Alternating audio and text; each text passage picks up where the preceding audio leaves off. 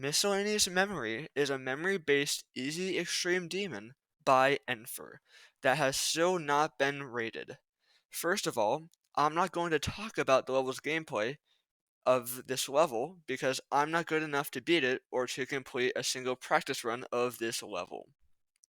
This first part of MM has a simple and effective design with default blocks and rotating details in the blocks.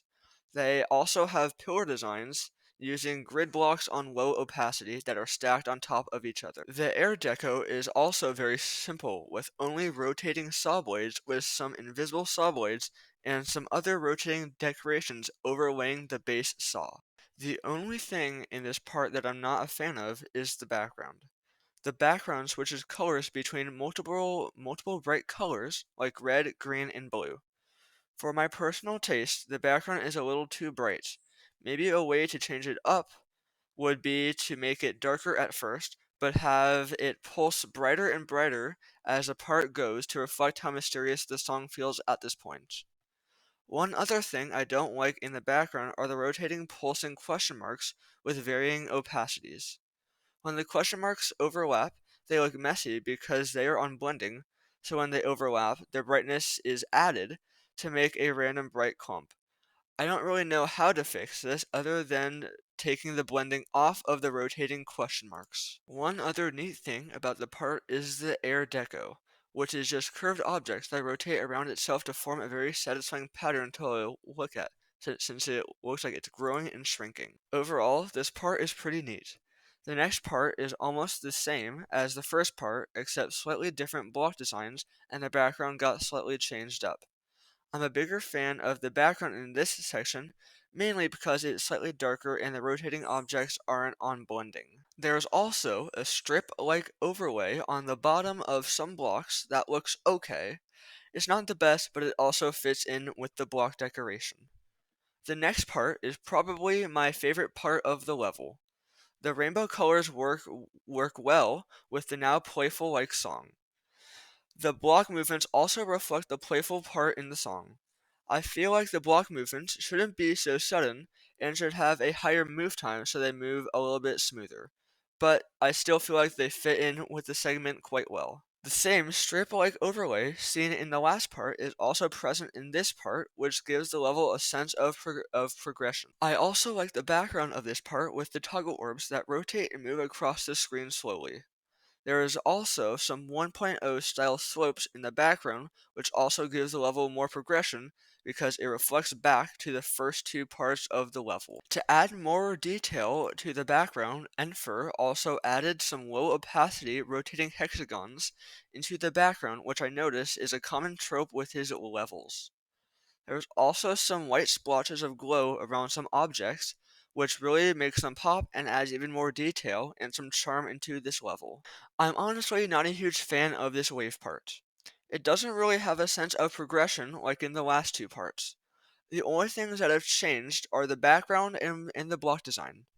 Nothing new was added to the part except for small indicators and speed changers above the ground spikes. I also don't really think the low opacity particles fit this part. I think they just make the part feel a bit messy. Enfur also took away the white blending glow clumps, which I think he should have added more of to spice the part up more. Overall, it's a decent part, but I don't think it adds anything to the level. The next part is this maze part.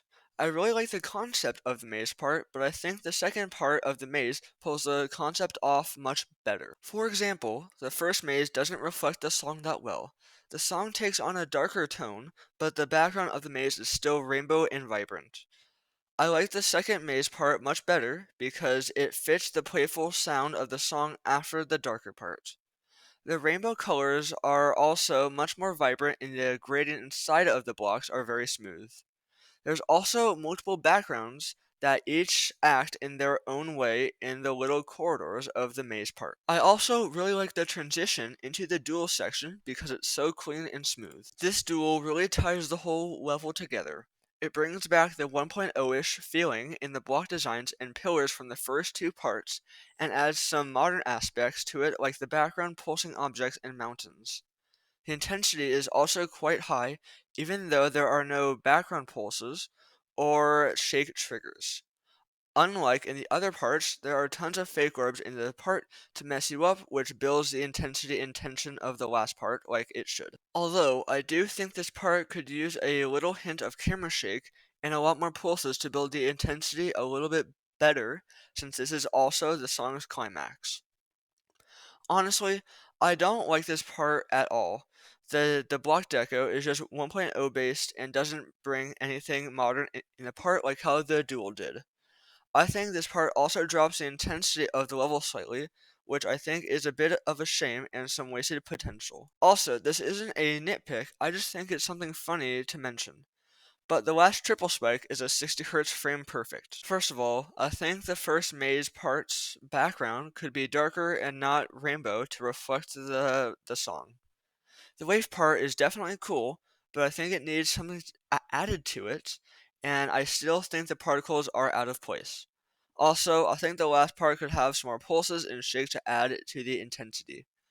I don't really know what to do with the last corridor though, but I do believe it should be updated. Now, I'll end this off with things I like about the level.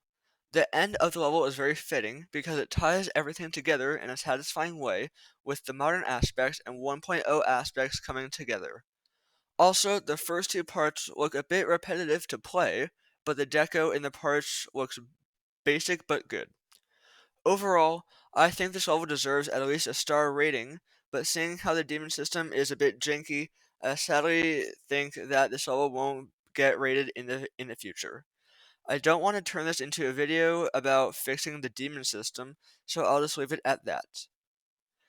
If you want me to review one of your levels in the future, there's a form in the description of the video to submit your levels for review.